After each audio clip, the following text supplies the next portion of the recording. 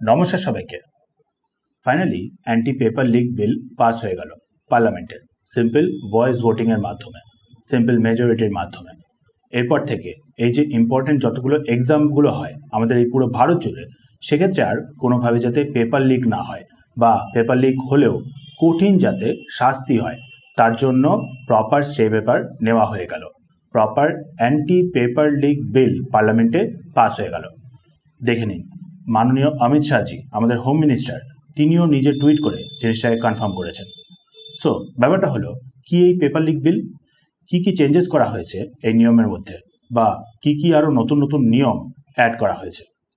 Actually দেখুন, আগে যদি এই পেপার লিকের ব্যাপারে কেউ যদি ধরা পড়তো কোনো ইন্ডিভিজুয়াল, সেখানে নর্মাল নিয়মটা ছিল যে 5 বছরের মতন তার শাস্তি হবে, সাথে আবার 10 লক্ষ টাকার মতন জরিমানা। সেখানে এখন সেটাকে বাড়িয়ে দিয়ে সোজা করে দেওয়া হয়েছে 10 বছর হবে তার ইমপ্রিজনমেন্ট, সাথে আবার 50 লক্ষ টাকার মতন জরিমানা। তারপর আবার ধরেন এই যে পেপার লিকের ব্যাপারটা, এটা অর্গানাইজড সিন্ডিকেটের মাধ্যমে করা হচ্ছে, মানে হচ্ছে প্রপার একটা সিন্ডিকেট রয়েছে। সেক্ষেত্রে আগে যে ব্যাপারটা ছিল 1 কোটি টাকার মতন জরিমানা, সেখানে এখন সেটাকে আবার বাড়িয়ে করে দেওয়া হয়েছে ম্যাসিভ 10 কোটি টাকার মতন। মানে এখন কোনো সিন্ডিকেট যদি এরকমভাবে আর পেপার লিক করে, তাহলে 10 কোটি টাকার মতন তাদেরকে ফাইন দিতে হবে। তার সাথে আবার 10 বছরের মতন আবার জেল টাইম। তার সাথে আবার ধরেন কোনো সার্ভিস প্রোভাইডার বা কোনো এজেন্সি যারা অ্যাকচুয়ালি এই এক্সামিনেশনের কন্ট্রাক্টগুলো নেয়, তারা যদি কোনোভাবে এই পেপার লিকের ব্যাপারে ধরা পড়ে যায়, তাহলে তাদেরকে আবার 5 কোটি টাকার মতন করে ফাইন দিতে হবে। আগে যেটা ছিল 1 কোটি টাকার মতন, এখন সেটাকে বাড়ি দিয়ে করে দেওয়া হয়েছে সোজা 5 কোটি টাকা। তারপর আবার 8 বছর মতন টোটাল তারা কোনো এই এক্সামিনেশনের দায়িত্ব নিতেও পারবে না। তার সাথে আবার যেটা করা হয়েছে যে সেটা হলো ফাস্ট ট্র্যাক জাস্টিস। অ্যাকচুয়ালি দেখুন, আমাদের ভারতে ভালো মতনই জানেন, যে কোনো একটা ইম্পর্টেন্ট জিনিসকে নিয়ে ইনভেস্টিগেশনের পেছনেই অনেকটা সময় লেগে যায়, ইনভেস্টিগেশন করতে গিয়ে অনেকটা সময় চলে যায়। সো সেই ইনভেস্টিগেশনের জন্য ম্যাক্সিমাম 2 মাস মতন টাইম বেঁধে দেওয়া হয়েছে।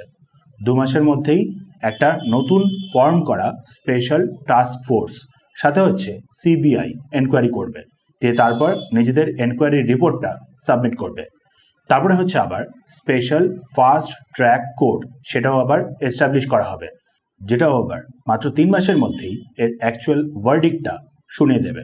মানে শাস্তি হবে নাকি তাকে ছেড়ে দেওয়া হবে, সেই ব্যাপারটা এই 3 মাসের মধ্যেই স্পেশাল ফাস্ট ট্র্যাক কোর্টকে ডিসাইড করতে হবে। মানে ব্যাপারটা হলো, এক তো শাস্তিটাকে অতিরিক্ত পরিমাণে কঠিন করে দেওয়া, তার উপর আবার ইনভেস্টিগেশনের সময়সীমা, সাথে আবার ভার্ডিক্ট দেওয়ারও যে সময়সীমা, সেটাকেও অতিরিক্ত পরিমাণে ফাস্ট বেঁধে দেওয়া হলো। মাত্র 2 মাসের মধ্যেই ইনভেস্টিগেশন, মাত্র আবার 3 মাসের মধ্যেই প্রপার স্পেশাল ফাস্ট ট্র্যাক কোর্টের মাধ্যমে ডিসিশন দেওয়া। যা কিছু করতে হবে সেটা অতিরিক্ত ফাস্ট করতে হবে। তার উপর আবার এই যে এক্সামিনেশনগুলো হয়, সেগুলো নিয়েও আবার স্পেশাল স্টেপস নেওয়া চলছে।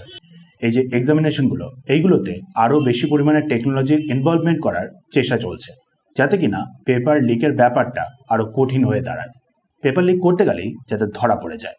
কিন্তু ব্যাপারটা দেখুন, এই যে হঠাৎ করে এই নিট পেপারের লিক, তারপর আবার হঠাৎ করে এই প্রোটেস্ট, তারপর আবার হঠাৎ করে এই আমাদের এডুকেশন মিনিস্টারকেই রিজাইন করতে বাধ্য করে দেওয়া, এগুলো কি এতটাই সিম্পল ছিল? শুধুমাত্রই কি এই নিট পেপার লিকের কারণে এই প্রোটেস্টটা হলো, নাকি এর পেছনে অন্য কিছু কারণ রয়েছে? চলুন সেটাই এবার জানা যাক। কারণ দেখুন, রিসেন্টলি এই যে আমাদের এক্স এডুকেশন মিনিস্টার আমাদের উড়িষ্যাতে এসেছিলেন, উড়িষ্যার ভুবনেশ্বর এয়ারপোর্টে, তখন কিন্তু তাকে অতিরিক্ত পরিমাণে আনন্দের সাথে ওয়েলকাম করা হয়েছিল। মনে হচ্ছিল যেন তিনি বেশ অনেক কিছু ইম্পর্টেন্ট কাজই কমপ্লিট করে ফেলেছেন, অনেক কিছু ভালো কাজই কমপ্লিট করে ফেলেছেন, সেই জন্যই তার এত আনন্দের সাথে ওয়েলকাম হচ্ছিল। সো কারণটা কি সেটার? নিট পেপারের লিকের কারণে তাকে রিজাইন করতে হলো, এদিকে মানুষ তাকে গ্রহণ করছে আনন্দের সাথে। কারণটা কি? অ্যাকচুয়ালি দেখুন, এই ধর্মেন্দ্র প্রধান 2021 থেকে শুরু করে এখন 2026 অবধি এডুকেশন মিনিস্টার ছিলেন। তার মধ্যে তিনি বেশ অনেকগুলো বড় বড় ডিসিশন নিয়ে ফেলেছিলেন এডুকেশন রিলেটেড। আমাদের এডুকেশনটাকে অলরেডি বেশ অনেকটাই চেঞ্জ করে ফেলেছিলেন। যার মধ্যে সব থেকে বড় যে এক্সাম্পলটা হলো, সেটা হলো মুঘলদের ইতিহাসটা। জানবেন ভালো মতন করে, আমাদের ছোট থেকেই বইয়ে অনেক বড় বড় চ্যাপ্টার করে মুঘলদের ইতিহাস পড়ানো হতো। সেখানে তিনি এই অতিরিক্ত পরিমাণে গ্লোরিফাই করা মুঘলদের ইতিহাসটাকেই এখনকার যে হিস্ট্রি বুকগুলো রয়েছে, এখনকার যে হিস্ট্রি বুকের সিলেবাসগুলো রয়েছে তার থেকেই সোজা বাদ দিয়ে দিয়েছিলেন। এনসিইআরটি বুকগুলো থেকে সেই মুঘলদের ইতিহাস সোজা বাদ। তার সাথে আবার দিল্লি সালতানাতের ইতিহাসটাও সোজা বাদ। তার জায়গায় অ্যাকচুয়ালি মুঘলরা আমাদের ভারতে যে জিনিসগুলো করেছিল সেইগুলোকেই তিনি ইনক্লুড করে ফেলেছিলেন। তারপর হচ্ছে আবার 2002 গুজরাটের ব্যাপারটা জানবেন অনেকেই ভালো মতন করে। গুজরাটে 2002 যা কিছু হয়েছিল তার জন্য বারবার ধরে বিজেপিকে দায়ী করা হতো, হিন্দুদের দায়ী করা হতো, সাথে হচ্ছে আরএসএস বা অটল বিহারী বাজপেয়ী তাদেরকে একটা নেগেটিভ ইমেজে দেখানোর চেষ্টা হতো। সেই জিনিসটার ক্ষেত্রেও তিনি এই ক্লাস 12-এর বইয়ে বেশ অনেক কিছুই চেঞ্জেস করেছেন। তারপর আবার গান্ধীজি রিলেটেড কিছু ব্যাপার দেখানোর চেষ্টা হতো যে গান্ধীজি অ্যাকচুয়ালি হিন্দু মুসলমানদের মধ্যে একতা চাইতেন, যার ফলেই অ্যাকচুয়ালি হিন্দু এক্সট্রিমিজমটা রেগে গিয়ে হিন্দুদের মধ্যে শুরু হয়। মানে হিন্দুরাই অ্যাকচুয়ালি এই হিন্দু মুসলমানদের একতাটা চাইতো না, হিন্দু এক্সট্রিমিজম সেই কারণেই স্টার্ট হয়েছিল। সেই জিনিসটাকেও এই আমাদের এক্স এডুকেশন মিনিস্টার সোজা এনসিইআরটির বইয়ের থেকে বাদ দিয়ে দিয়েছিলেন। তারপর হচ্ছে আবার অ্যাড করেছিলেন আমাদের অ্যাকচুয়াল যে ভারতের ইতিহাসগুলো, অ্যাকচুয়াল আমাদের ভারতের যে এম্পায়ারগুলো সেগুলোর ব্যাপারটা, যেমন হচ্ছে মগধ, মৌর্য সাম্রাজ্য, সুঙ্গা, সাতবাহান, এইসব যে এম্পায়ারগুলো ছিল সেইগুলোর ব্যাপারটা তিনি এনসিইআরটির বইয়ে অ্যাড করেছেন, যেগুলো আপনি ভালো মতনই জানেন আমাদের ছোটবেলার বইয়ে কোনোভাবেই কিন্তু ইনক্লুড ছিল না।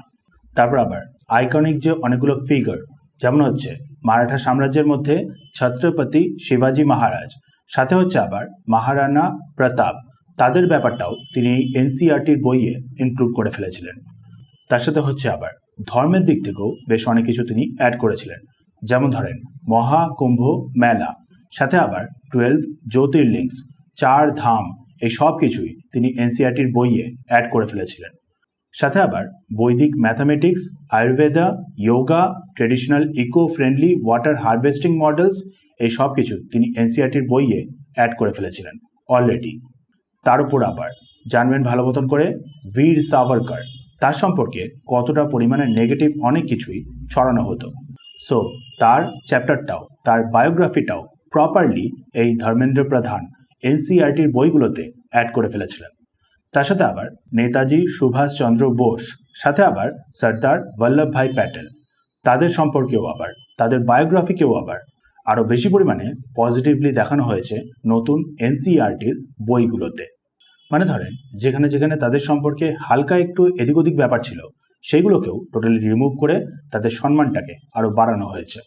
তার সাথে আবার অ্যাড করা হয়েছে 1975-এর এমার্জেন্সিকে, মানে 1975 থেকে 1977 অবধি আমাদের ভারতের যা সিচুয়েশন ছিল তখনকার পিএম ইন্দিরা গান্ধীর আন্ডারে সেই জিনিসগুলোকে প্রপার চ্যাপ্টার ওয়াইজ নতুন এনসিইআরটির বইগুলোতে অ্যাড করা হয়েছে।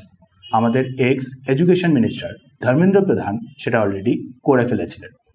সো বুঝতেই পারছেন, এত যখন তিনি চেঞ্জেস করে ফেলেছিলেন, এত যখন আমাদের ভারতীয়দের দিক থেকে পজিটিভ ব্যাপারগুলো করে ফেলেছিলেন, তাহলে তো তাকে টার্গেট করাটা স্বাভাবিকই ছিল, তাই না? যেটা দেখুন এমনকি আমেরিকার অথাররাও, আমেরিকার রাইটাররাও, আমেরিকার অ্যাক্টিভিস্টরাও স্বীকার করছে। তারাই অ্যাকচুয়ালি স্বীকার করে বলছে যে অ্যাকচুয়ালি আমাদের এই ভারতের এডুকেশন মিনিস্টার ধর্মেন্দ্র প্রধানকে টার্গেট করা হয়েছে, কারণ হচ্ছে তিনি অ্যাকচুয়ালি এই মুঘলদের ইতিহাসটাকে আমাদের ভারতের বইগুলো থেকে বের করে দিয়েছিলেন। মুঘলরা অ্যাকচুয়ালি যে জিনিসটা আমাদের ভারতে করেছিল সেটাকেই প্রপারলি এবার তিনি বইগুলোতে অ্যাড করে ফেলেছিলেন। তার সাথে আবার আমাদের ভারতের যে ইতিহাসগুলো, অ্যাকচুয়াল ইতিহাসগুলো, আমাদের ভারতের যে অ্যাকচুয়াল রাজা তাদেরকেই অ্যাকচুয়ালি এই ধর্মেন্দ্র প্রধান গ্লোরিফাই করে দেখিয়ে ফেলেছিলেন।